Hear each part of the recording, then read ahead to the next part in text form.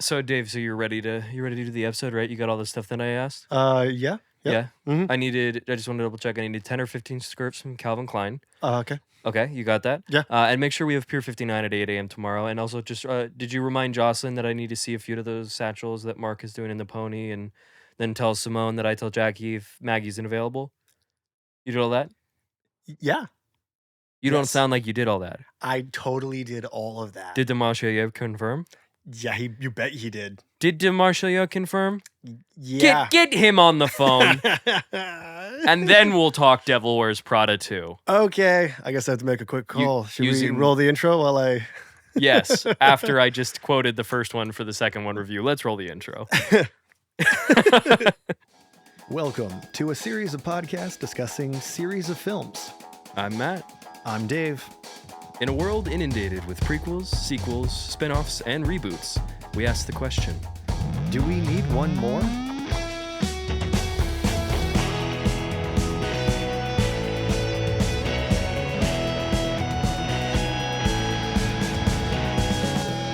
I think we do.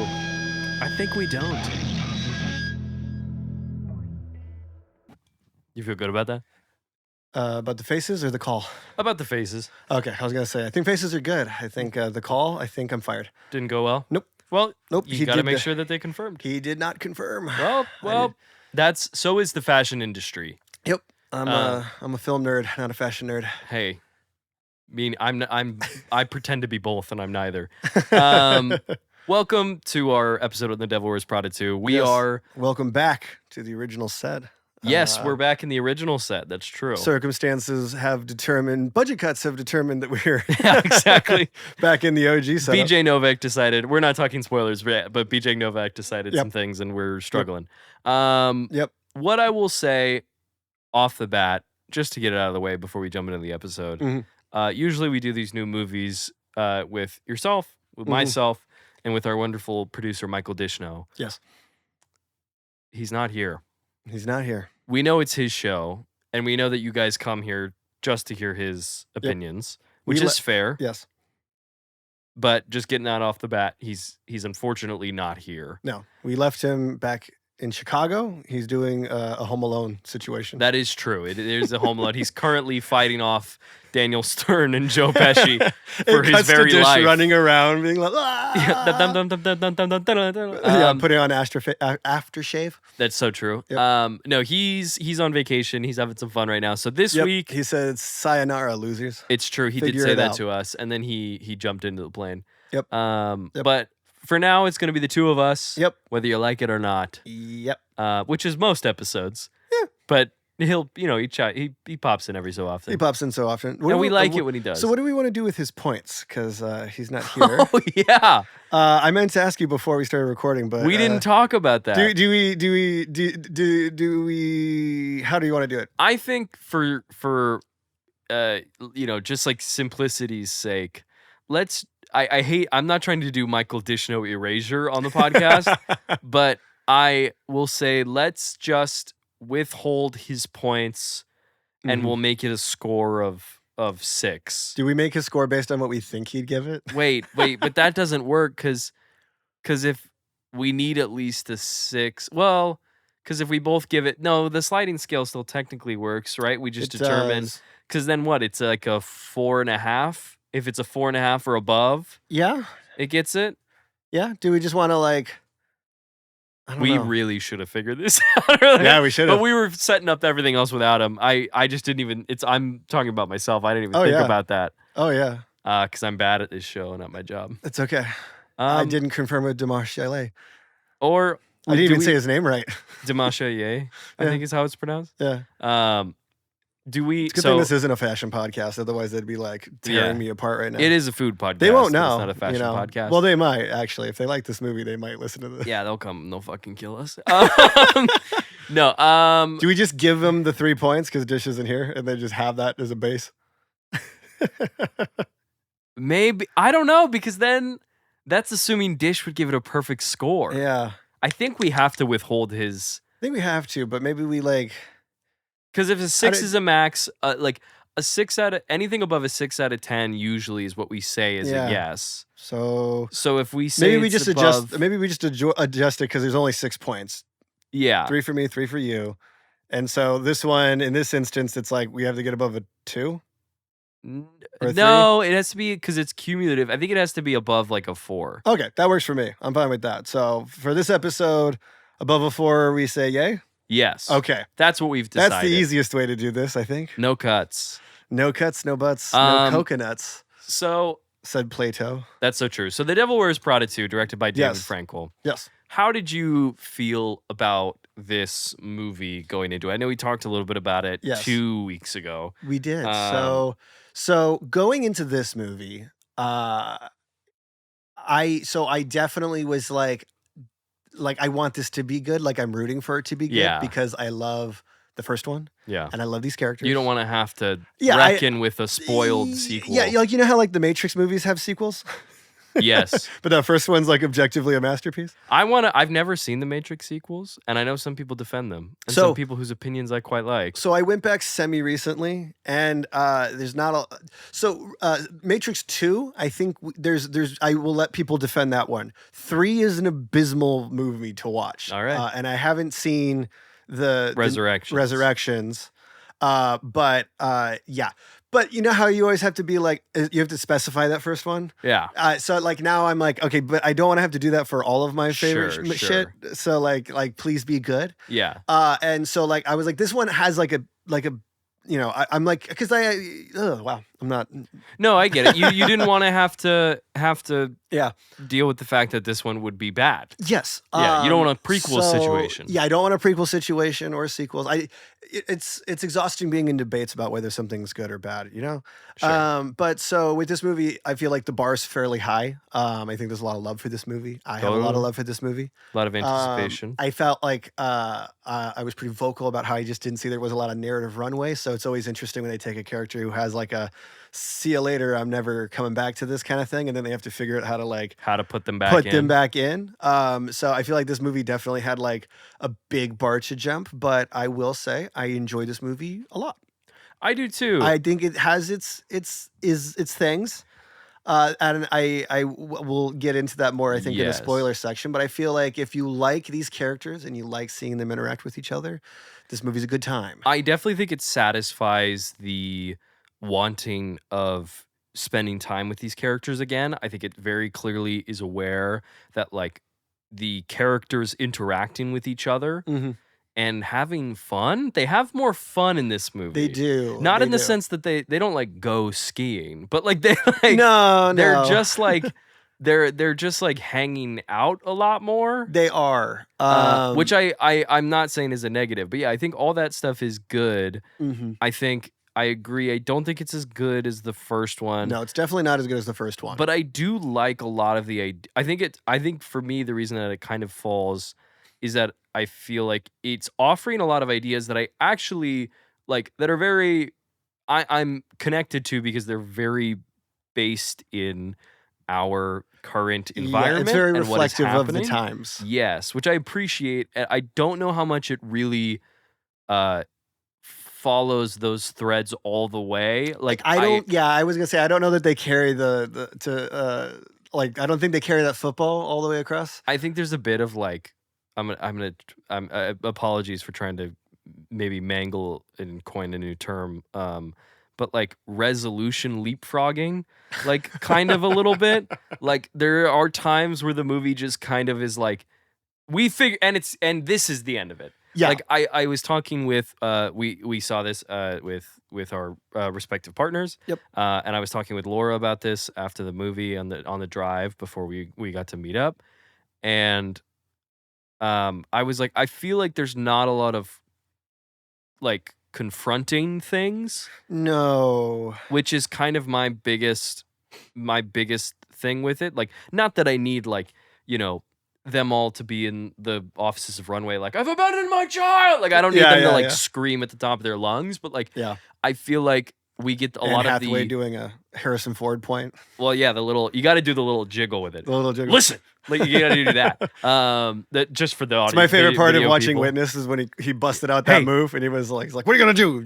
It's the best thing. It's one of his. It's Harrison Ford, one of our greatest movie stars of all time. The finger point is a lot of it. Yeah, especially when he's like, "I'm the Red Hulk." That's you know what I mean? Yeah, that's good.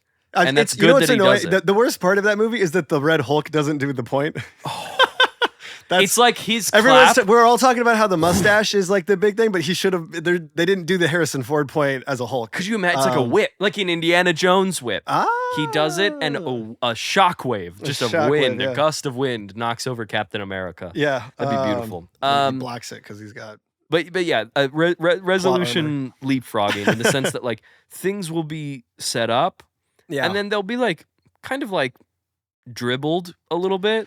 And then they'll kind of be, and then it'll be like, and the problem is over. A little bit. And not in a way of like, I was thinking of another recent movie, Project Hail Mary, which I know some people have been like, well, they've like set up a problem, and then they solve it. Mm-hmm. Like Project Hail Mary, there's, and that's a movie that I like quite a lot. I do like more than this movie, I will say, even though I do really enjoy this movie. But, you know, there's a semblance of like the process to solve the problem in Project Hail Mary.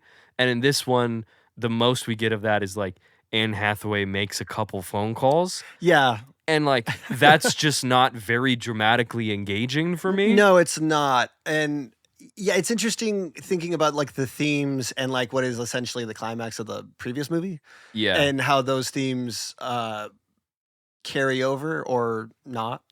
Well, I was, but this movie also I think is about different things, which is yes. fine. But it is interesting because like that is like you do have to reckon with that because I think there's a big lesson at the end of that movie, and I don't know that they do enough with the sort of like. I feel like it would have come up, I guess, but which I guess it doesn't have to. But I feel like there's something about that that's like missing from this equation of this sequel. I do think there's a bit of recontextualizing what runway means in today's modern culture and environment and things that are threatening you know, art and that being fashion and, you know, the importance of journalism. This movie really is about like the importance of people and journalism. It's also like kind of an Eat the Rich movie a little bit. It's not Eat the Rich. It's more like fuck big business. A little bit, but then even at the end, it's a little like, but they're not all bad, you know? Yeah, we'll get into the spoiler in a second.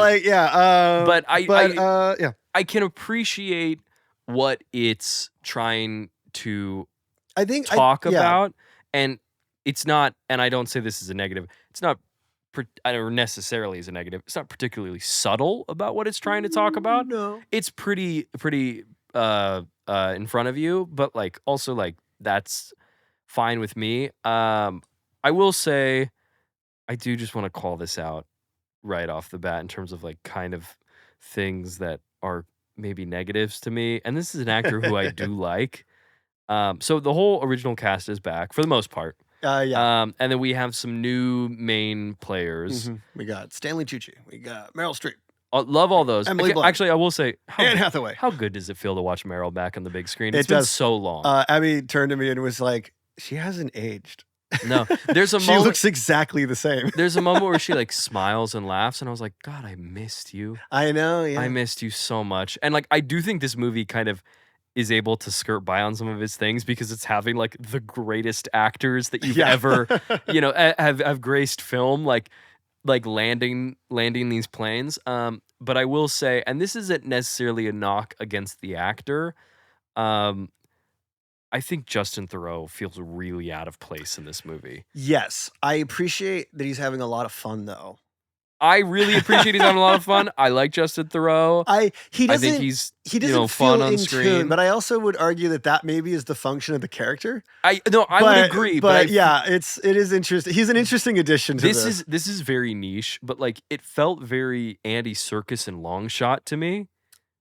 A little bit. Oh wow, that's right. He's in that movie. Yeah, because he's He's fucking Rupert Murdoch or whatever. Like he like yeah, but that. he's like doing like I'm doing some Daniel Day-Lewis Yeah, shit he's right in now. some makeup and he's like playing it broad, and I like that, but I don't know if the like tone that was established in the first movie and that has been carried over into this movie really matches with the energy that he's batting No, at. he's kind of bringing something completely different into this. It's fun. I'm not gonna say Um, it's not fun. I just yeah. feel like he's kind of a little, and I Yeah, appreciate If the I had a nickel idea. for every time Thoreau showed up in a Legacy sequel, What's the other one? he was in Beetlejuice. He was in Beetlejuice. That's Yeah, right. I forgot as about someone's boyfriend. that. That's really fucking funny. As someone's new guy. I didn't even. Wow. Yeah, I forgot Yeah. about that. That movie's pretty fun. I like Beetlejuice. That's a good movie, I yeah. think I'm on record. I think that is also not without its problems, but I feel like that one is. I think I would actually say that one's maybe a better return to the franchise than I think this potentially, but not by like a crazy. I feel like they're kind of. It's like tough, like because I don't. This movie has a lot that I like, but I also Yeah. don't feel like, for me, I don't know that it's not to get to the ending of our stuff, but I'm wondering if if it justifies its existence enough. I will say the not to do the Harrison Ford. I just realized I'm doing I'm the like, Harrison Ford thing. whoa. I'm like, well, why don't you go find out? No, that's a little callback to our Patreon episode. You're like, get off my couch. Yeah, true. And then your couch. You pull the parachute and I fly out the back of the to the plane. Beetlejuice of it all. I do think that has the added like celebration of Burton kind of returning to form. Yes. Like that one felt a little more like Yeah, 'cause successful because does, you're 'cause like it's also- Burton it's like- has been so astray for so long. Yeah, we've had like a real, to be generous, a mixed bag. But I don't think, I feel like he hasn't had like a really strong entry since like Big Fish, which is like 2003, Yeah. and like that's my favorite Burton movie. That's like in my top 10. And so it was like, it just felt like, I don't know, like everything else he's done since then felt like he hasn't had his heart into it. Yeah. It's like Beetlejuice. Everyone Beetlejuice was felt like, a finally. oh, he's he feels back. like excited to do this again, Yes. and that was like nice. And like with this one, I mean, I feel like David Frankel has a much subtler voice compared like, so he's a very interesting director to talk about because like what has he done in between these movies? I have no idea. But what I will I just realized say, my phone light is on. I do feel like he is, and we don't have to go into this too much, but like David Frankel, who directs this movie and directs the last movie. We talked 2 weeks ago in the last Devil Wears Prada episode about how the movie is very kind of like clinical. It's very efficient in what it's doing. It's not trying to be super flashy. I do feel like he's playing with some more tricks. There are moments where this movie is very like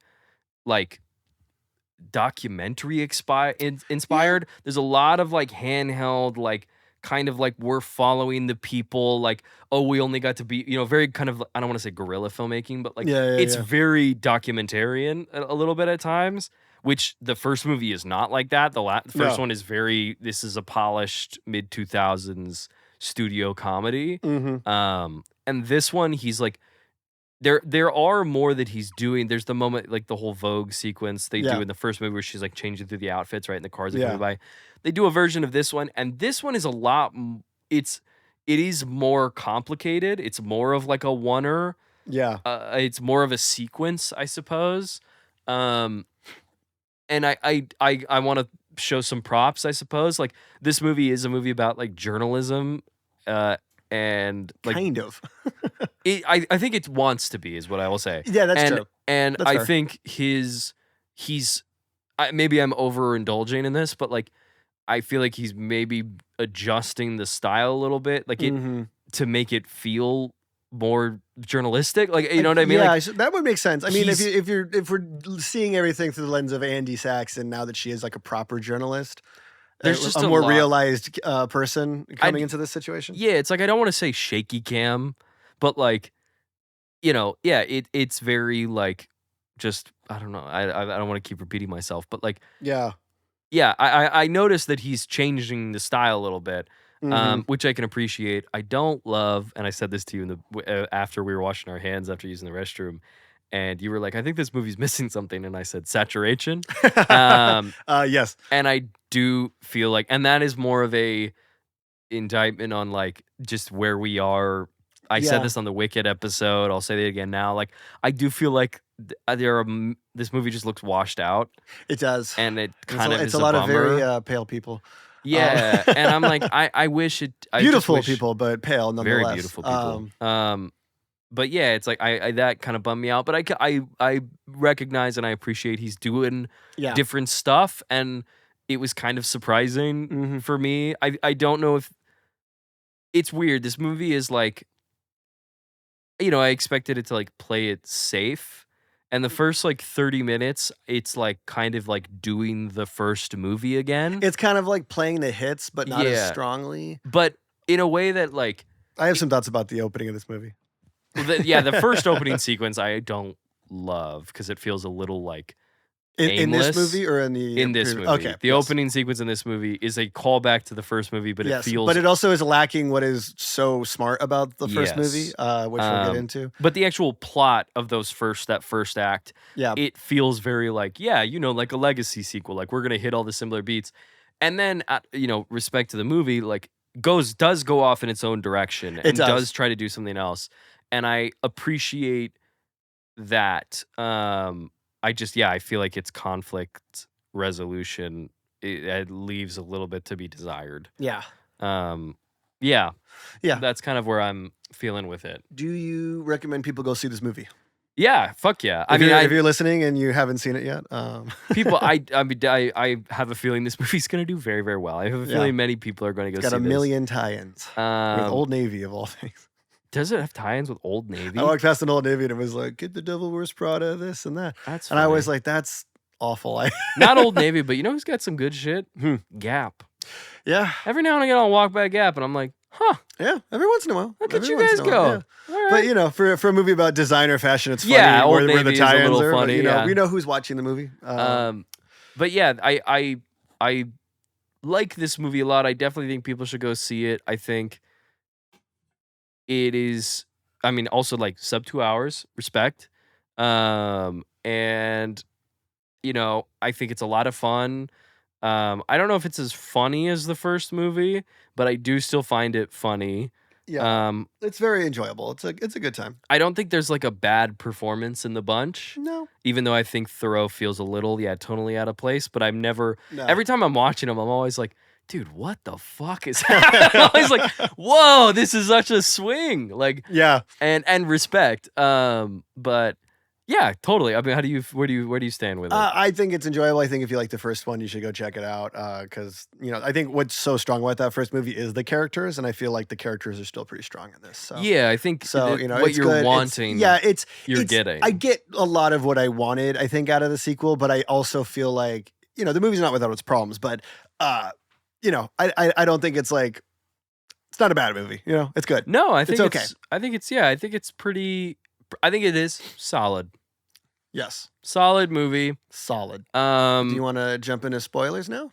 yeah, we can do that. We can Alright, jump into cool. spoilers. So I want to talk about that first scene since you brought it up already. Yes. It is just a throwback to the first thing, and it's really annoying. Her that it getting doesn't ready. function the way that the first movie functions. Yeah. Because it's like what's so great about the original movie's opening is that it's like you're seeing all these people get ready and how they get ready and how they prioritize fashion. It's and then we showing who see her, Andy is within this world. Yeah, and then we see like how she gets ready and how that contrast. But this is just quite literally like remember when she got ready in the first movie? woke up, got out of bed, she dragged the cold. Like girl, she might as right? well student film hit the like Yeah, alarm. it like I said it. It's like because that's all that's happening is she's waking up and she doesn't actually wake up. It opens with her like yeah, on it's a the- little on the like window it's and it's brushing her aimless. teeth, It's but like yeah. not obviously. It's like she's going somewhere, but like Yes. it doesn't hold any It doesn't have a resonance higher with function. what the movie is. Like Yeah. where I feel like there's a lot of like subtle. The exposition in this movie I thought was not very good. Yeah, that's fair. I think this movie doesn't do it nearly as because in the first one it's like it's got a lot of invisible exposition. I feel like you Yes. learn a lot through the jokes, through the humor, through the choices. And in this movie, everyone's like, "Remember when you did blah blah blah blah blah blah blah?" And oh my god, we got to do this because remember we said we were gonna give her Yeah. that promotion. It's and we've talked about this in a movie that I like quite a bit, but it's the Shang-Chi, like, we've been friends for 10 years. a little bit. Where it's like, no one I was fucking like, says I was that. actually like a little like appalled that this was how the movie was starting. But once once Anne Hathaway rolls up to run away, I feel like the movie sort of locked into what it was trying to be a little bit better, and I was enjoying it from that point on. But I really, that was like, I was starting to get like, oh, I don't feel good. Yeah.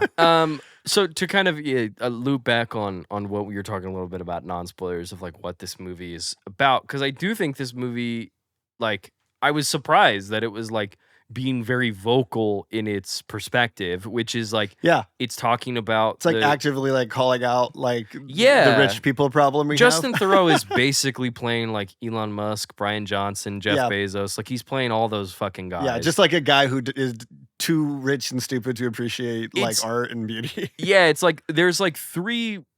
I mean, everybody's has money in this movie, but like there's three like rich people. It's like it's BJ Novak's character, who's the son, who's objectively just doing what he does in The Office, and yeah, he is just doing Ryan. You're right. I was like, in my head, I was like, I feel like we could intersplice this to like this could be an interconnected universe to both The Office and The Newsroom. Yeah, it's fair. Because character functions almost identically. But like it's like that. It's like him. It's Justin Theroux's character, and then it's Lucy Liu's character. Yes. And it's like he's one of the good ones. Yeah, it's like I roll my eyes at one of the good rich people. But like it's like fucking BJ Novak is like, I'm just like a guy who cuts corners, like whatever, like I don't really give a fuck, like business is business, like Wall Street, money never sleeps kind of a guy. And then Theroux is insane. Elon Musk, we're gonna go to the sun and call it Icarus, which is a very funny objectively joke. Very funny. And the moment also kind of like, what is that guy's name? Brian Johnson, who's like, I'm gonna never die, and he looks like he's like on the verge of death. But like he was that the guy who played Irv, or is that who was Brian Johnson? No, Brian Johnson's a real man. Oh, okay, gotcha. There's a real, I think his name's Brian Johnson, where he's like anti-age. Oh my god, Dave, I'm gonna show you this guy. Okay. He looks like, teach me. He looks like fucking Alan Tudyk in iRobot. Like, he looks insane. Wait, I do know who this is. Fuck, yeah, that's and so he's funny. like I don't know. He's like pulling his son's blood and sperm. And was all he that the guy stuff. that was at this like he was at some art expo or something like that as like himself, and he didn't understand why he was there? He's really pale. He's got like red hair. Yeah, I want to say. I gotta pull this up. It was really funny. They had him like at an expose where they were like roasting the rich, and he showed up as himself and like was like. Yeah, and like all the interviews, he like clearly has no idea why he's there, and the irony of him being there. This guy. Yes. Okay. Yeah, I do know who this is. He's 48, and his whole thing is that he's like, I will never die. It's so funny. It's like it's dark side of Chris Traeger from Parks and Rec. No, it really is. You're 100%. A grain of sand in a microchip. He is his like reverse Flash. Okay, gotcha. But it's that guy who's like fucking insane, where he's like, in the future we won't need necks or whatever. Yeah. and then Lucy Liu, who's like, yeah, I'm one of the good ones. I'm going to give away all my money. How'd you feel about the joke where Justin Theroux used to be fat, but a couple steroids here and there, and now he's thin? What was that about?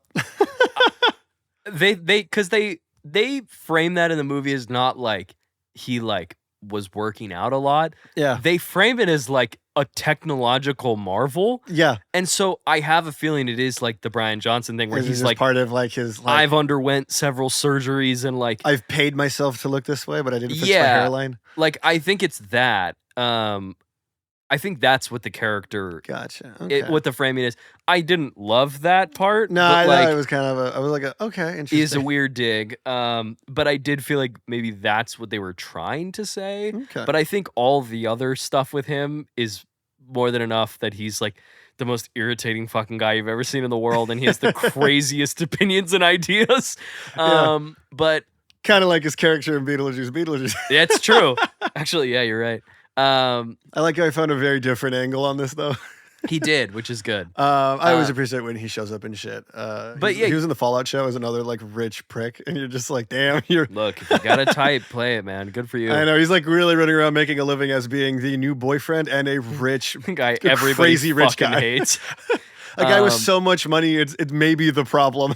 Fair. Hey, listen, I do think more money, not more money, more problems, but in that Yeah. sense, but in the sense of like more money, the more fucking weird as shit people are. Yep. But so like that the movie is about like those rich people like sucking out the like soul Of Runway. of runway, of journalism, of like, There's like the artistic integrity of it all. Yeah, there's like I guess Thoreau whether it's and journalistic or artistic, I guess. Thoreau and Streep have a conversation at one point where she's like, like I appreciate you wanting to save runway, but I do hope in the future that you can keep its artistic integrity. And he's like, yeah, in the future, what's crazy is like we won't even have like people, like it'll just all be AI, and like that'll be what's great. Yeah. And she has this whole like, well, like, but isn't it about having like the showing how exceptional people can be and what they create? And he's like, the world changes. Fuck off. Like, is basically his response. He's like, Pompeii, you're gonna melt. Yeah, he brings up Pompeii. And I think because you and I were talking a little bit about this, and I was having this conversation with Laura, that it's like that Runway in the original movie isn't like a villain, but it is like a stepping stone. Like, it's like, while it may not be the place that Andy will forever exist in, it's an opportunity for her to, she picks up things that maybe she didn't know about herself, and she learns to be more self-confident in herself. That it's like it's a stepping stone. And this movie, it does make it feel like it was Runway all along a little bit. That's what that's the thing I bump up against on this movie, is that there's a really the most powerful moment in the movie, the climax of the first one, is when she's like, "Don't be ridiculous. Everyone wants this. Everyone like," and then she literally says, "No, I don't," and she rejects it. And like that's what's so great about that ending, is that it's like, and yeah, she could have very easily stayed. She's like made herself like indispensable. And then she walks away from it all at the height of it all, which is like cool. And you're like, go girl, you go girl. And in this movie, it's like, it's like you said, it's like it's Runway all along. And it's like, there's something kind of weird about how the movie walks that back. And I thought it did a pretty good job of like creating the circumstances for why she has to come back. Yeah. Because like one of the things I really like lament with all the like, let's go do another one of these, we haven't done a sequel in 20 years, is that the characters always feel like they've just been waiting for the sequel. Sure. And they've never done anything. And in this one, the characters, I mean, Miranda and Nigel are still doing what they've done, but they've that's what they wanted to do at the end of the first movie. So it's like that's fine. But it's like Andy and Emily went off and did other shit because they had to and stuff. And so it was like kind of nice to see these characters like have like character growth and adventures and stuff, and like they don't feel so stagnant. So it is very interesting.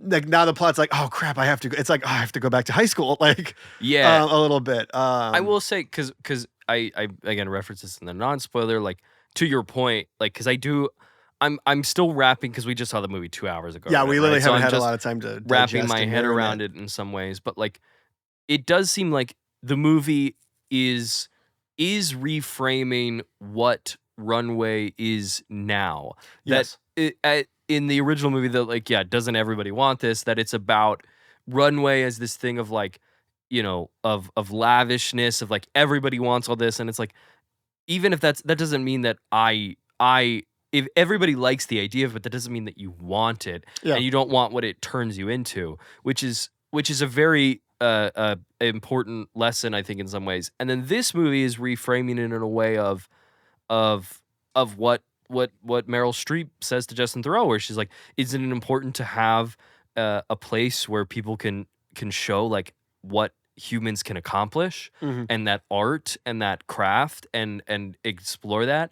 And I do think that is very potent for our modern environment. Like I said earlier, like what we are threatened by, which is, the shrinking of the job force, of AI, of the loss of art, and the difficulty of navigating art and commerce. This idea that like, these Silicon Valley guys, your BJ Novak, your Justin Theroux, like their interest is in, expanding market share and expanding, Yeah. increasing profits. And so that commerce side decreases the value of the art and it sucks the soul out of it. Mhm. And it's about trying to preserve and maintain that and understanding that some things aren't built and designed for that it's Yep. just expression. And I agree with what the movie is saying with that. I do find it a little like it took me a second to like reframe my head around that because that's Yeah. not what Runway represents in the No. first movie, and it's representing something very different in this movie. Mhm. Yeah, so it's like I appreciate it, Yeah. but I do recognize the like lack of a better word, maybe too strong dissonance maybe between the first movie and the second Yeah. movie with that. I think it just ends up being like a missed opportunity because like I mean I appreciate the movie's just kind of doing it like a different spin or a different direction, but it does sort of undo a little bit. It's not egregious, but it does feel like because it doesn't feel like it's like undoing it necessarily because I feel like there is just something about like, oh, with time, priorities have been reframed and Yeah. we have to reassess. And I think that's actually like very fair and very realistic, actually. Sure.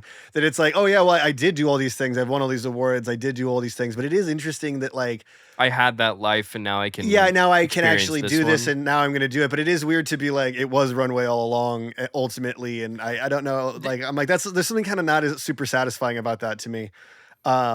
It feels a little like it's almost, maybe this is too silly. I'm gonna apologize in advance, but like, like at the end of like every Superman movie, like Superman flies to camera and like gives a wink Yeah, a little and bit of flies away, like, and Superman will go off into other adventures. And this movie kind of ends with like, and the team goes off to Yep. to runway together, and like Yeah. it's a sweet moment. Like Yeah. it's not like it's not effective in that way, but that is the part that makes me feel like, oh, so it's like, and now we're where we belong is kind of a thing. Yeah. But also, again, the movie is like is operating in a new environment and a new landscape. Like Mhm. all the things that the movie is talking about now in this movie, just like straight up like didn't really exist at all. Yeah. In 2005, 2006, and if they did, certainly not in any similar way. Yeah. It's just all gotten so out of hand. So it's like I do think, we talked about there's not being a lot of narrative runway for the characters in the Devil Wears Prada episode. I do think it was smart of them to frame it in how do we it's smart that they were doing that. I was not anticipating them to have that kind of a conversation. Yeah. But yeah, I think in that stuff, like there's one of the things that to talk about, one of the things I appreciate, but to kind of continue to explore kind of the things that I bumped up against with this movie at the same time. Meryl, like having Miranda Priestley is on the back foot most of this movie. Yeah, she's sort of like a She's god like- who's been stripped of her powers a little bit in this one. You watch her like get yelled at, which Yeah. like you never saw. The closest thing Who was like yells at her? the Irv yells at her on the phone. Yeah, like yeah. you watch her get like shut out. BJ Novak, like she just sits there and she takes the Yeah. downsizing. Yeah, like, I don't know how much I buy of that. That was one thing that kind of like I was like interesting because I kept one of the things that I think like I also kept waiting for is because in the first movie there's and they do it in this one too where it's like Anne Hathaway feels like she has to save Miranda, right? Yeah. Andy has to come to the rescue and save her, and she's trying to figure out something and she's just like like don't. And then it's revealed that she actually had a secret backdoor deal that she made to preserve her like time there. And so it's like they were doing that setup again, but then in this one, Miranda has no backup plan. I think it's a couple. Like she ends up coming up with one, and like that's how they like win it. But it's like she truthfully was just like lying down and taking the defeats. Like, I don't know if I buy that. I also don't know if I buy her flying coach. Yeah, well, I think it's one of those. That like, was wild. The movie and it was very funny. I'm like, it was very funny, but I'm like surprised that what the scene wasn't like. And here's your tickets, and she's like, "What is this?" And they're like, "It's Coach," and she's like, "No." I think the movie wants to like explore that like pushing down of it because like Miranda, it does illustrate more than I think the first movie does that it is like Runway is like a subsidiary of another company. Yeah. And in the first movie, it feels like that whole building is like Miranda's domain, Yeah. and it is her kingdom, and like, you know, like New York is is an extension of that. Yeah. And like this movie really wants to hit the fact that like, no, Miranda also has a boss, and she also has a promotion that she might want, and like the Yeah. landscape has changed where like now there's a new position, the director of content or whatever the fuck. Yeah. And Which so like at the end of this movie, she does not get, right? uh Or does she? no, she does. Okay. Lucy Liu says that she does. Okay, yeah. I wasn't too clear on what that meant. It kind of by the end of the movie, it just felt like she still was in charge of runway. Yeah, it does and doing kinda the feel that exact same way. thing, and I wasn't clear because it also the movie feels like Anne Hathaway gets a promotion, but it also feels like she's just doing what she was doing when she. I think here they at the say beginning. that they're expanding the features section, that there's an expansion instead of a shrinking, but like, yeah, I wasn't too clear on like what this like where they were in the totem pole of everything a little bit. yeah, it does seem like they kind of all go back to doing what they were doing originally. Yeah, which is and kind of now like they interesting. operate independently. Yeah. essentially, because Lucy Liu has bought it out from BJ Novak and Justin Theroux, Mhm. and like, and she's just like giving them hands off, I think is what they say. Yeah. Which, you know, great for them. But like, I felt that Miranda, I liked it just because it was different. Like, I think if it was Miranda just doing all the, not that she doesn't do the same stuff she did in the last movie, but Mhm. like, it adds another level to her. And I almost feel like part of it is like her. And again, the movie doesn't really explore this that much, but I pick up whispers of it, of like she is falling a little out of her element. Like Yeah. Tucci talks about that when him and Hathaway are talking at the cafeteria, where he's like, everything's changed. Like we make all these things just for people to like breeze past while they're peeing. Yeah. And it was like, that was a very funny line. very funny line. I mean, the Tooch, The two the guy, crushing it in this one. Nigel, Yep. he gives a wink at one point in this movie. Yeah. And I wanted to cry. Yeah. I almost fell into tears. But like, so it's like that part I like, but I feel like there's kind of there's like a Miranda redemption arc in this movie. Yeah. Where like You you're soften really, her edges a lot in this one. well, she starts off really aggressive. Yes. And then they kind of allow her to be, Meryl gets to like be like buzzed in this movie at one point. Yes. Which I thought was very funny. I thought that was funny too. She gets a quiet moment with just her and her husband, now played by Kenneth Branagh. He's a different husband, right? I think it's the same guy. That's true because he just says we have the twins. He said the twins. I was trying to sniff out the same thing. I was like, is this a recast or is Yeah. this a new guy? It seems like it's a new guy. yeah, I don't know because like I don't know. They seem happy together, and I'm like I don't know that like if it's the same guy, I'm like I don't know if I buy that. Well, because I will say, Because to me, if like thinking of him as like a new character or a new guy that she's met in the off time, I'm like look okay, this she up. actually found like a guy that gets her. That's cool. Good for her. But also I'm like, can someone like Miranda find a guy that like works with her? I don't know. Or whoever, just a partner in general. Not that she needs a man at the end of this movie, but that was kind of interesting. Kenneth Branagh is a very like interesting character in this one because I don't know that you need him. I'm trying to see if it's like, it felt like he was the same guy. Because he plays, what's the character's fucking name? Of course, IMDb doesn't have anything. I'm looking it up. He plays Stuart in this movie. That's his character's name. Let me see. Is there a Stewart in the first one? That's fine. Oh my god. Husband is named Steven. Yeah, And so I guess Kenneth it is Branagh? a new guy. Okay. Yeah. Okay. Yeah, I got very confused. Okay. So he is a new guy. I don't know. Okay. But okay, good for Miranda. Yeah, she good found for a guy Miranda. who gets it. I guess. And I think that moment between the two of them, that quiet moment where she's like taking the ascot off and stuff, Yeah. I really like.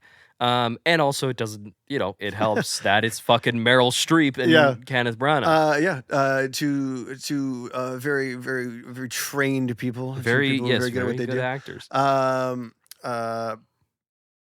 Did you feel like at the end of that scene though, like she was gonna be like, maybe it is time to retire, and it was kind of like, It felt like that was because he kind of had the like, you got me, you got all this, you just got to look and see what do you want to do next, and then she was like, take back my empire. Yeah. And I thought it was funny because I feel like that wasn't really what he was setting up, but I also don't know. I almost feel like what that scene maybe what it is because she's like, how do you know when it's time to hang it up?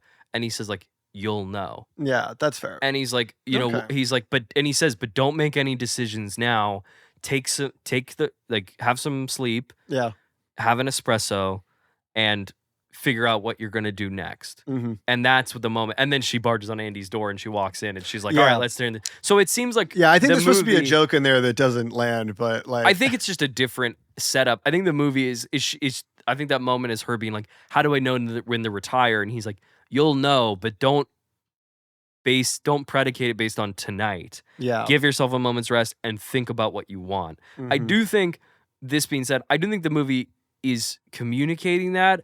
I don't know if it hangs in that moment of what that means, because No, another it doesn't. This movie's very quick to like jump to the next thing. the thing that I was gonna kind of as exhibit B to that is like, there is a moment where Miranda kind of gives Nigel his flowers, allows him to make a big speech at this big runway show Yes. in Milan. Because she realized um, she's been taking him for granted. Yes, and I feel Um, like that moment, again, this is the like resolution leapfrogging. Like, I Yeah. feel like that moment happens really quick. Really fast. There's no like, and I don't want to remake the movie, but it's like, like the cliched version is like, the long push into a character. Like, Yeah, it she's like- doesn't feel like, It's like Cher at the end of Clueless. It's always been him. yeah, like it doesn't feel like it's like a light bulb moment that's happening now, and it also doesn't feel like it's something that the movie's been building to, but it also feels like it's both of those things. It almost feels like an apology for the shitty thing that It's a happened little in the first movie. muddy. Yeah, that's the thing with The this moment movie. is I feel like a muddy. lot of the moments in this one are a little muddied. They are, but I like what they are. Like, I like Yeah, the idea of things. it's all good. I just don't think it's- they totally stick the landing on it, and I'm not quite sure if it's the script or the direction. Maybe it's the editing. I couldn't tell you, but yeah, Yeah, a lot. And again, with like the resolution, like the way things wrap up Yeah. is that it's like, like Anne Hathaway, and the first movie does this a little bit, but also that feels like it's more in conversation with like what it's like being an assistant. That it's like Anne Hathaway, Yeah. it's like, get me home, and it's just her like on the phone That constantly was- trying to like. yeah. That's the framing of that in that first movie, and then in this movie they're like, well, Andy will do what she did in the last one. Yeah. But like this time it's like, get an interview that like you never from like a woman who's Yeah, been like yeah, yeah. off the grid, From an elusive excuse me, person. off the grid for 3 years. Yeah, and then just a couple text messages later, and Yeah, Where you've done it's just I don't feel the drama of it. yeah, this movie's pretty light on drama, and I think that makes this movie feel a lot longer than it is. I didn't feel like it was too long, but I did feel like it. Yeah, it didn't. I don't think it's like egregious, but I do feel I felt myself like in that like last like 30 minutes being like, what are we doing? Sure. Where are we going a little bit? Because I feel like the first half of this movie is like, Andy has to return because they've made a bad deal. The crisis there's issue. there's a crisis. They They've accidentally endorsed a unethical- sweatshop. which they all probably do. Like this movie does feel a little bit like we have to appease the overlords a little bit. In what way?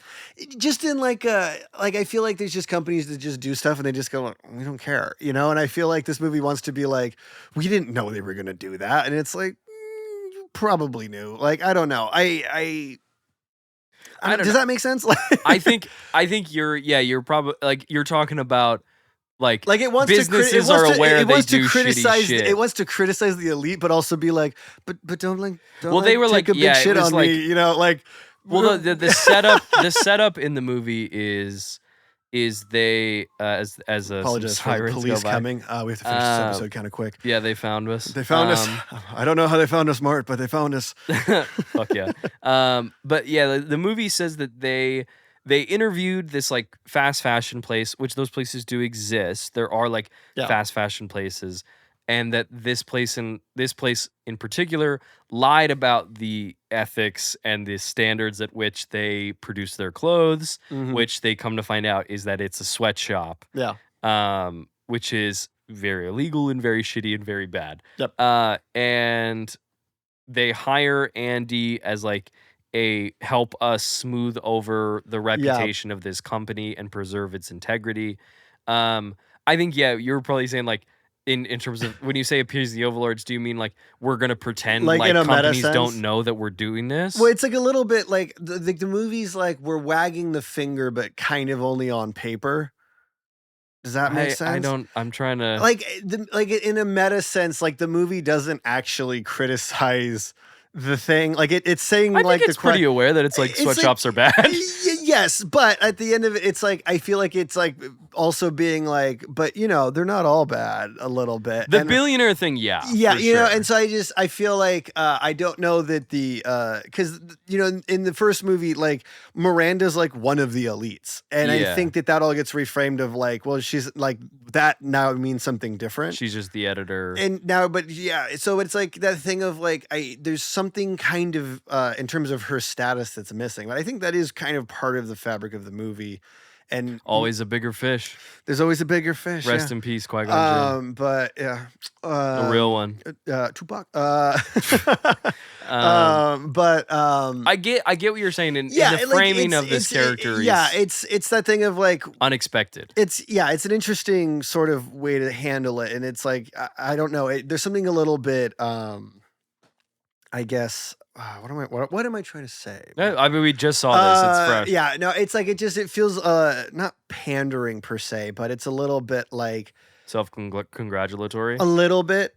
Yeah, it's self-congratulatory. Like we know billionaires are bad, and it's like, but what we represent is like what Runway represents. It's like, but like, are you really aware of like what that represents? Because they have like the whole conversation about like the $3,000 handbag and stuff like Dior, with Dior and all that. And it's like, Runway exists to promote that. And so I feel like how do you critique the space that you're operating in? They're talking a lot about why are they doing this? We're going to critique them. And then I feel like by the last hour, they're sort of like, we're all friends. Sure. I feel like by the end of the movie, I feel like I'm like, I thought we were gonna critique them, and maybe I don't know. Like, I mean, obviously you can't change the system, but like I kind of honestly thought that everyone was gonna kind of walk away from the system at the end of this, with that sort of being the setup. But, the movie feels like it's more about the integrity of of people running like print, for lack of it. Even though I know that it's all digital now, like it feels like it's about that, and it is kind of not interacting with the status of fashion. It's more about the art of fashion and the art of writing. But so I can see. I agree with you. It doesn't really feel like it's staring it actually in the face. It's sort of like talking about staring it in the. It's like someone talking a big game about doing the thing and then not actually like following through, I guess. Because by the end of this movie, I didn't really know what it was trying to say about anything. And I felt like in the first movie, there was sort of a very clear like idea of like, well, what do you value? What are your values? And are you going to stick to that? And I don't know that I mean, not that has to be the through line of this movie, but I can't point to anything and say that that's the through line of this one, I think it's maybe this is just too fresh and I need to marinate on it more. Yeah. And I would love if people have like their own take on what they think is going on in this movie, because they could have just gone right over my head. I really think it's about like fuck rich billionaires. Like it really feels like that's what the movie's about. Because fuck rich billionaires as we drive away in a Well, because it's like that's who the villains are. Yeah. Like the villains are like evil, like CEOs that are trying to gut and quote unquote optimize the workflow of this stuff. The people who suck the soul out of stuff. And how we can't do that. It's about it's which, for the record, I agree. Yes, I completely agree. I like all that. I just feel like they could go in terms of what the characters end up doing with themselves at the end of this movie. I feel like it doesn't really like, I don't really feel like they're. They just end up working at Runway, I guess. So it's like I don't know what that has to say about what that setup is. Does that make sense? The ending again. This is where I think the movie is like, it's if in a vacuum, the movie framing the way it ends of them all working together now independently, essentially, getting to make the art and make the articles that they want, and that they think are valuable, like, is that that is the movie that's what the movie's final note is, a victory of like, Yeah. and now they get to make the paper they want to make Mhm. and make the book that they would not paper, but you know what I mean. And in a vacuum, that being the conversation of the movie, it's like triumphant. Yeah. But in a broader sense, with the first movie that is about, you know, the lavishness of this stuff, it does it I can see how it complicates that final note. Especially, yeah, that it's like Andy will go off and live her whole life the way she wants to. But granted, I guess, yeah, to what you were kind of saying earlier, it's like she's had that life. She's now getting to reconnect with these people that were so Yeah. prevalent to her, and she has the value in that. And there's that moment where Nigel, you know, is like, well, do you think this job just fell into your lap? I'm the one who put you up he's for like, this. I'm the one pulling the strings. Yeah. And so it's like like he's like, I knew that you would probably need a job. I like that this person who she hasn't talked to in 20 years is still looking out for her. Yeah. Which I quite like. I like that I too. quite like that Nigel's like, I've been keeping tabs on you, baby girl. I never forget He's a lot you. looser in this movie. He's a lot looser. He's having a little fun. He's like, let's yeah. go to dinner and gossip. I love all he's that. like, let's have a gossip. Yeah, I want to fucking do that. I want to have drinks with Stanley Tucci. I was like, and just I don't talk have time about to save shit. the company. I actually have to go hear what these guys have to say. Yeah. Yeah. I just think it's the movie is just trying to illustrate a different point with the same thing. And yes. And it's tricky when you know what it is trying to say with it in the first one. Yeah. It's a different Yeah, it's thing, like you know? you can't. I don't know that part necessarily works, but again, this movie is very fun. How do we feel about Anne Hathaway's new boyfriend? I like him. He's great. What was his He's name pretty again? cute. I already kind of forgot. Was it Peter? He's a cutie. Peter. I'm looking it up. Peter. He's Australian. He's Australian. That Hugh Jackman joke was pretty funny. I'm mad that Hugh Jackman wasn't there though. That's all right. He was probably singing at Rupert Murdoch's birthday. Probably. Did he do that? Is that a thing? Yeah. Recently. Hugh. Hugh? What are you doing, buddy? What are you doing? What are you doing, buddy? What are you doing, man? I don't have a lot of people I can look up to anymore, and you were one of the good ones. Making me mad. Just what are you doing, buddy? What are you doing? Where is he? And what is that guy doing? Yeah, his name's Peter. Peter. His name's Patrick Bramall. He was in Overlord. He's in Bluey. Is he in Bluey? Is he the dad in Bluey? I don't know. Bluey the Sign. I don't watch Bluey. I really thought you were going to be like, I don't know, you tell me. He plays Radley Healer in something called Bluey the Sign, which is a 28-minute thing that's on Letterboxd, which one of my coworkers gave 4 stars. Nice. Yeah. I didn't know you watched Bluey. Do I know this coworker? No. Okay. I won't say her name. Okay, I don't want to. I was like, was it Nathan? No respect. I hear Bluey's great. Nathan, stop running. Do you watch Bluey? Nathan, stop running. And no, it doesn't see. He hasn't watched it. I don't know if Nathan watches Bluey. No, that's fine. Even if he did, I've only heard good things, and I'm like, actually, based on everything I've heard, I was gonna say I actually probably would watch it right now. I have no kids. Yes. But yeah, I think Patrick's a little cutie, and I like him. I think he's charming. funny. I liked Tracy. Is it Tracy Ullman? Who's the friend? From the first one? Tracy Toms? Yes. Tracy Toms. She plays Lily. She was in Rent. She's the friend. She's the only friend to return. Only from friend the to first return. Movie. And she'll return in Avengers Doomsday. Yes, she will. She had a chair and everything. Yeah, it is crazy. And had a little. It was fun to see her again. Handbag. I did think it was very confusing when it cut to them in her apartment because I thought that was Andy's, and I was like, I saw thought that too. I saw the kid stuff in the background, and I was like, herself. oh shit, yeah, she's doing great. And she was like, I'm doing fine, but I'm doing better than most. And I was like, you're doing absolutely better than most. And then it was like, oh no, you don't. You still have a shit. Have you seen how high those ceilings are? You're doing all right. Vaulted. Yeah, true. But I was like, that was a little confusing. I thought, and I think that isn't pretty representative of some of the clarity issues I think this movie has in terms of like how it deposits information.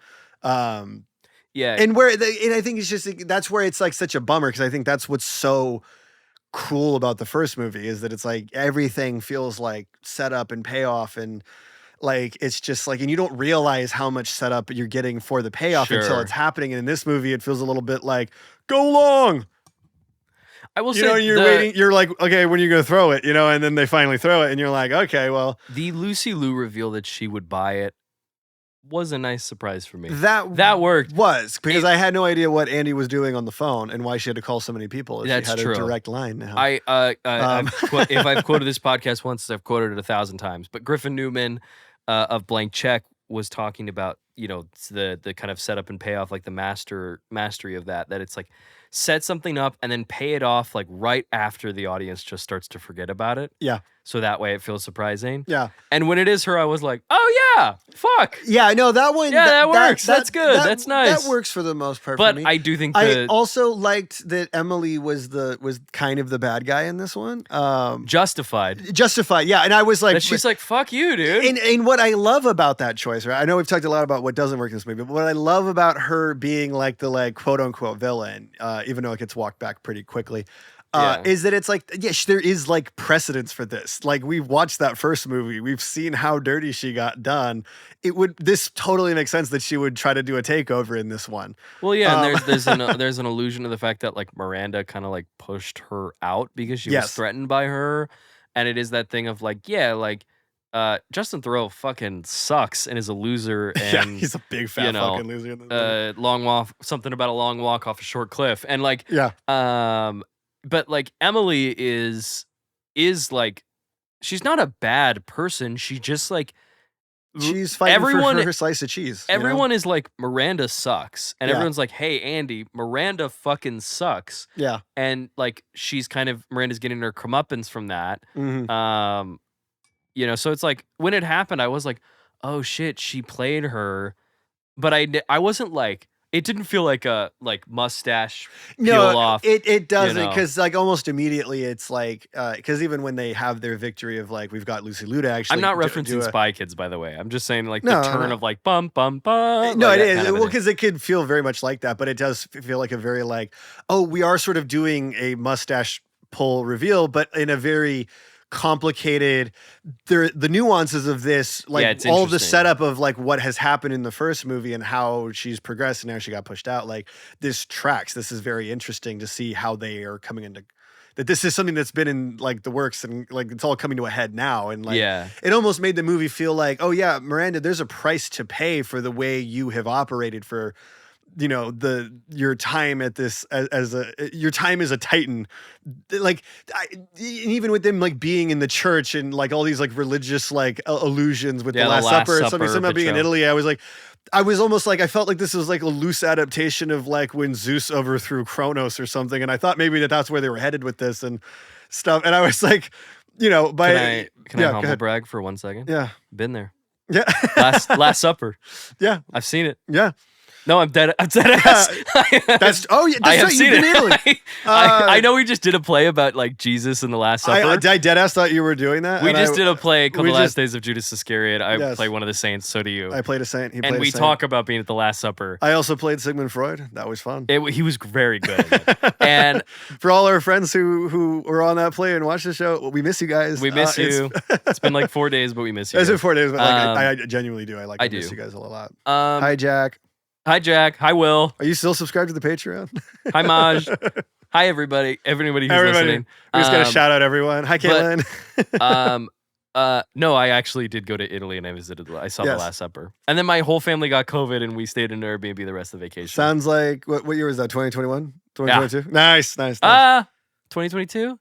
I saw I wanted a home. I didn't mean to get us on a whole other thing. Is that what the room looks like? That's the room. That's what it looks like. Because I remember there's two paintings, one on each side. When I went to, it's crazy to look at it. Is it? You're sitting there and you're like, I can imagine, yeah.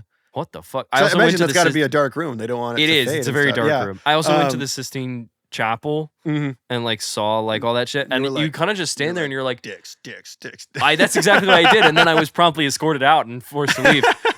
They had a bouncer throw me out, and he went, "And stay out," like that. Did they throw you out like Jazz and yes, and Fresh Prince? Exactly. I went like that. God, can I be honest? Yeah. What a great bit.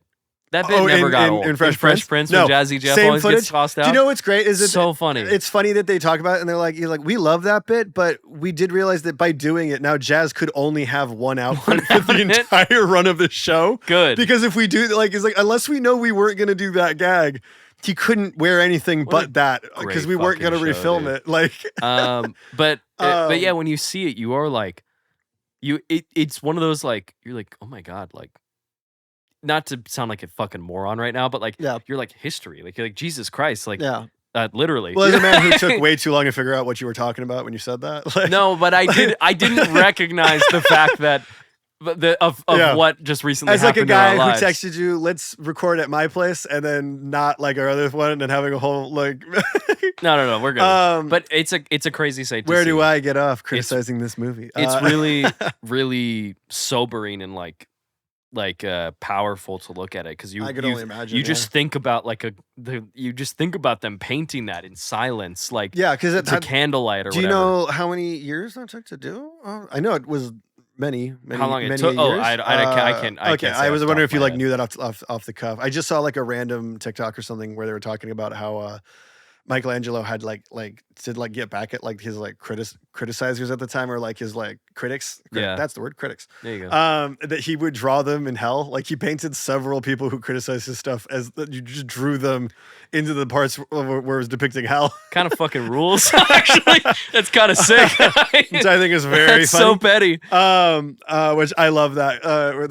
But yes, that is what the room looks like. That okay, cool. Yeah, because the only reason I was asking was because I remember when I got to go to There's DC, a bench, but that is what it looks like. When I went to DC and you get to see the Declaration, it looks nothing like what the National Treasure setup is. And there's they're like, oh, here's lights everywhere, and they're not worried about preservation at all in this movie. Yeah. But it is a movie. And, I think they've changed that now though, because they were like, we fucked up. I remember going once and they were like, there's too many lights. Well, yeah, because I think they were still like, even what they were doing was too bright, and so now it's like I don't know what they're doing now, but yeah, I remember hearing something about that too, that they've changed the setup for that. I don't know, but sorry, what was the point that you were making before I? Oh yeah, there was fucked up the rhythm of the show. There was something about like Miranda's having to like pay the piper or whatever, finally, like after all these years, all the backdoor deals and all the like people she stepped on, it kind of felt like this is the like.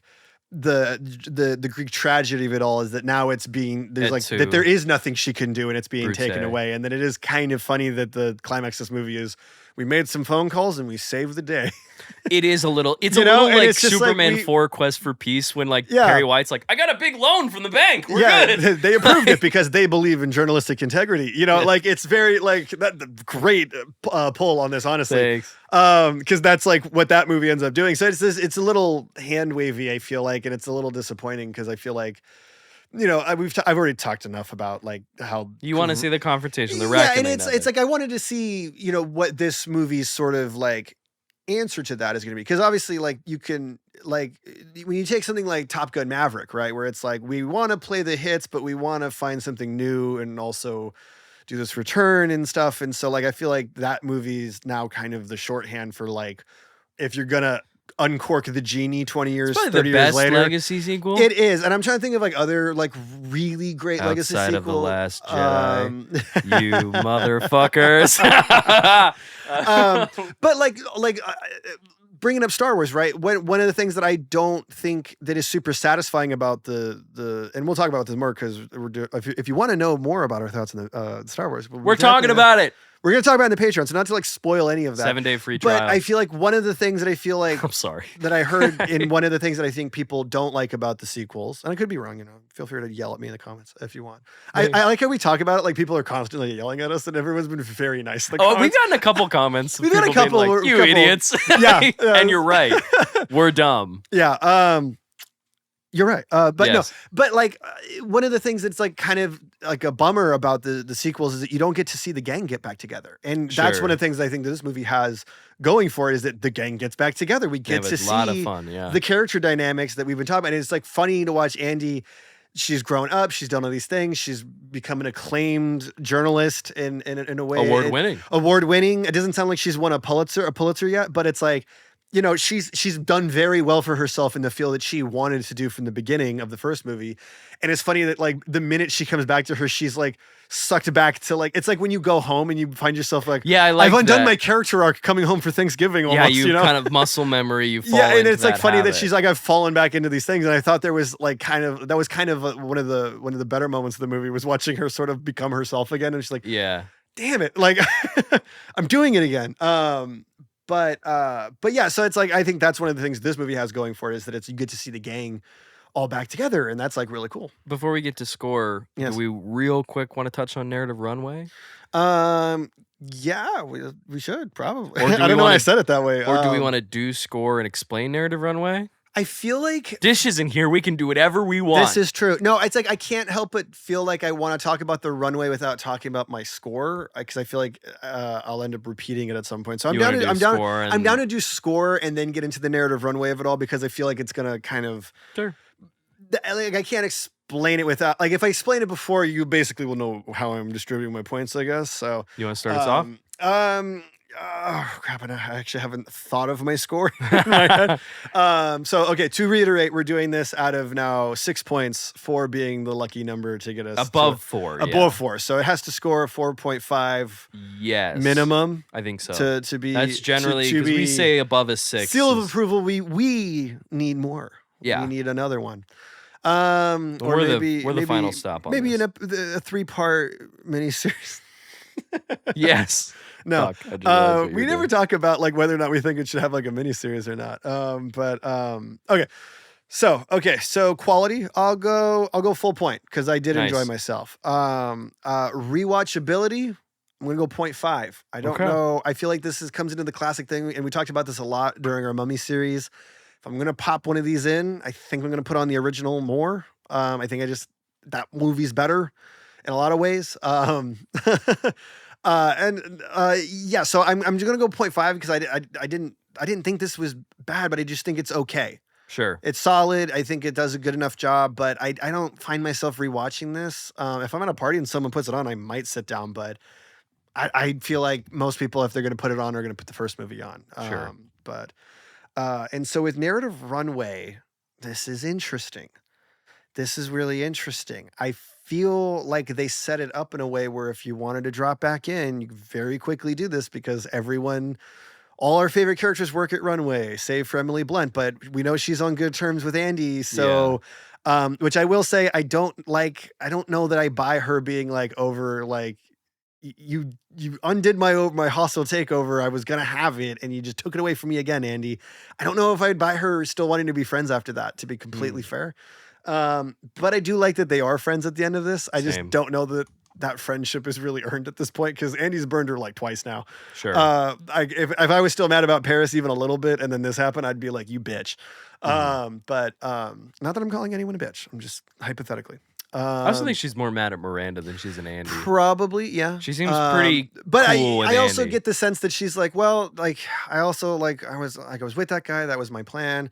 Now he's dumped me, and I don't know. I don't know what to do. Like it's like there's no point in being mad. So it was just very, like you said, it was just very like the every time there's a problem, you sort of like Just kind of done. we kind of solve it fairly easily. I think Yeah. a couple of phone calls.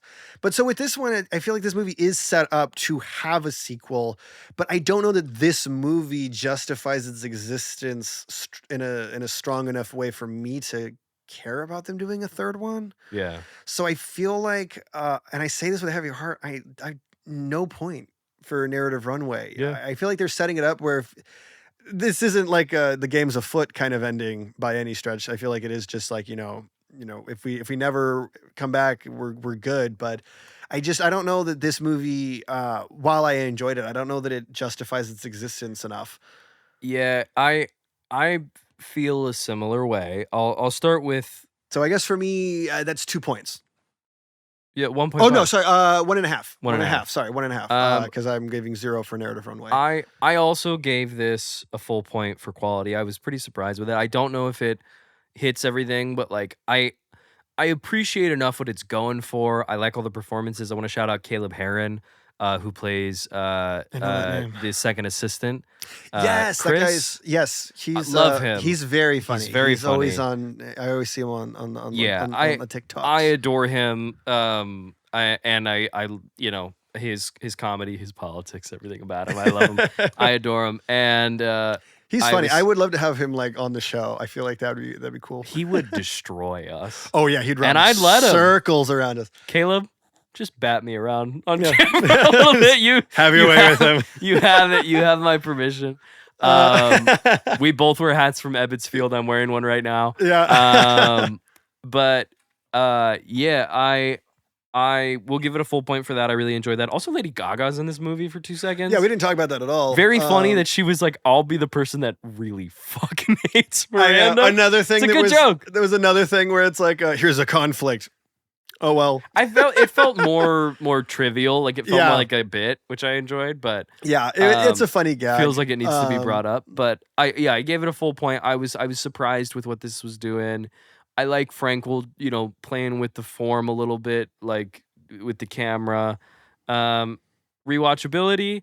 I honestly gave it a full point just because I was so surprised at how kind of it's not like it like reinvents anything, but like it was like relatively fresh, and I was just surprised that the movie went there and like or went to where it did, even if I don't think it went all the way. And I think the interactions with the characters are just as good. I think they're so fun.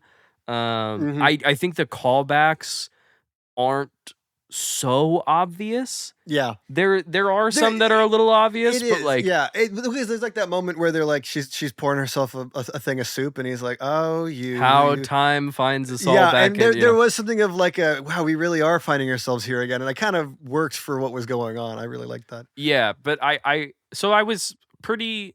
You never want like callbacks to happen and the audience to be like, ugh, like you know what I mean, like. Yeah. I think of like Finn like holding up the training droid in Force Awakens, just like, huh, what's that? And putting it. He's away. like, what's this? A cameo? Yeah. Or like Han Solo in the Solo movie, like we talked about. Yeah. Or we haven't talked about. That's up next. I mean, Solo's not next, but I think next little on the docket spoiler might be Rogue One. I gotta don't hold like give me. There might be one in between. Let's keep talking about this, and then I'll pull up the schedule as we do that. Well, you keep breaking down your points. I will pull up. I can pull up the schedule. I have it here. But on our freeform, right? Yes. Yeah. We have a couple different versions of it, but the freeform one's the accurate one. A little behind the scenes on the podcast. Oh, behind the scenes. Yeah. So I gave it a full point for rewatchability because I was like, Star Wars is up next. So. All right, there we go. You'll know what that means. I'll explain it in a second. But very Back to the Future of us. Yeah, fuck. We record these things out of sync. Okay. It's okay. Your kids are gonna love these. It's true. Narrative runway. I also didn't give it a point. Okay. My total score for this is a 2 out of 3, which makes our total of 3.5. Yes. Out of 6, which is a we don't need one more. Yep. Excuse me. I don't know why. I don't think we're interested, but yep. Which is not. I want to explain why I didn't give it. Yes. The point. Obviously, it puts them in a place of like, and now they can go off in other adventures. And I didn't give a narrative runway point, I believe, for the first one. I felt like with this one, it like puts us in another spot where like we talked about it on the Devil Wears Prada episode where it was like, like I guess you could do like a show of runway, but like I don't think I really want that. Yeah. Like, yeah, you could, but like, should you? Like, I don't think you should. And it's like this movie like finds an interesting angle in talking about what we've been talking about for the last hour about like, people at the top and the shrinking of these kind of industries and everything. And I was like, okay, like you found something by being in conversation with what's going on in the world. But like, I just don't know what's gonna happen. Yeah. And so it's like, I don't know if I can say with any certainty that there is any narrative runaway with that. And also it's like, if it's not that and it's something else, if it's just like there's another crisis at runway, it's like that's fucking lazy. Like I don't really care about that. A little bit, yeah. So I just this feels very like Indiana Jones, they all ride off into the sunset kind of a deal. Yeah. Or this Superman thing where it's like he can go off and have his adventures and we just assume that they all went good and happy and everyone's fine. Like it feels a bit like storybook ending. Mm-hmm. Like that's the end of that book, and like I don't think I need to upend any of this more again, and because there's the added thing of like, it's been 20 years, let's see where these characters are now. Like there is stuff there that you can bat around with even if it's not baked into the original one. But it's like if you do another time jump, like if you do it, like, not to say they will, but like you wait another 20 years and Hathaway's in her 60s, it's like like I just don't know if there's anything there. And like, Yeah. maybe we're proven wrong, but where I stand right now, yeah, I would give it a 2 out of 3, which makes us a total of a 3.5 for this adjusted version of this Adjusted score. So 3.5 out of 6. Yes. Being a total score, not our usual 10. Yes. So yeah, we're not. No more for us. I think we're good. I'm happy with. I'm pleasantly surprised with what we got. I am. respectfully think yeah, it's like with respectfully, I'm okay not getting another one, and not because I thought this was like abysmal. It's good. Yeah, it's like and then they might do one of these, but this movie is very. It reminds me a lot of like and this might actually be better than this one, but like Legally Blonde 2. I haven't seen that one in forever. Okay, yeah, like I think this is maybe more enjoyable than that one, but it's like it's got that same thing where it's like we've changed it. It's a little different, but we're playing all the hits, But it's like it's solid. Yeah, I guess. But a good time. Again, go out and see it. I think it's totally worth a watch in the theaters. Yes. And I'm sure it's gonna do very, very well for itself. Good on everybody. Yeah. Also, comment if you think we're wrong and you think they should. Yeah, I do want to know what people. Let us know if you think they should do a third one. And like anyway, I'd love to talk about that. Honestly, like genuinely, I would love to hear what other people have to say about this, because I think people for the most part are liking this movie, right? Yeah, I think it's rated higher on Rotten Tomatoes than the first one. Is it really? Maybe. I thought I saw something and I was like, that's crazy. I want to look at that. As he does, I will explain. Yeah, as I kind of like stumbled into spoiling and Dave acknowledged, we will be moving. So on Patreon, we're talking the main episodes of Star Wars. We are just talked about Return of the Jedi. We're going to be talking about the prequels next month, and then we'll go into the sequels, after those 3. With The Mandalorian and Grogu being the first Star Wars movie in like 9 years that we've gotten. We will be doing these Star Wars spin-off movies on main feed. So if you want, next week we'll be talking about Rogue One, a Star Wars story, and then Solo. Yep. We're doing release order, not chronological order. Yep. It'll be Rogue One and then Solo, and then we'll be talking Mandalorian and Grogu. And seeing how that goes. But if you want to hear us talk about all the other Star Wars movies, we talk a little bit about we'll talk more about some other Star Wars stuff as well. Go check out the Patreon. It'll be linked. Again, there's a 7-day free trial. If you guys want to binge all those episodes and cancel and not pay us anything, you're more than welcome to. Yep, but if you want to have free will, do what you want. Yeah, we don't want to force, if you can't spend it, don't spend it. But if you want to keep Runway and artistic integrity alive.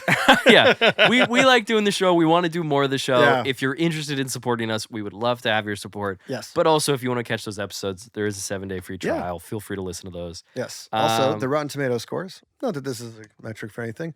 So Devil Wears Prada 2 has a 78 currently. They have not released the audience score, but the first movie has a 75 and a 76 respectively. Wow. So this is currently higher, rated higher, but I suspect it'll probably drop a little bit. Sure. But yeah, this is a very enjoyable movie. So go check it out if you're interested in it. I think it's if you like these characters and you like watching them talk to each other, it's a good time. It's a good time.